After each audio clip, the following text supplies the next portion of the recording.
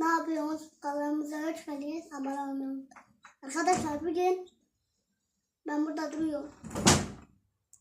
Kapı da örtüldü zaten. Ama ne yapalım işte, evde duruyoruz. Yemek var, piyano var. Fotoğraflar var. Işık var, kapı var. Her şey var. Ben de koltukta sallanıyorum.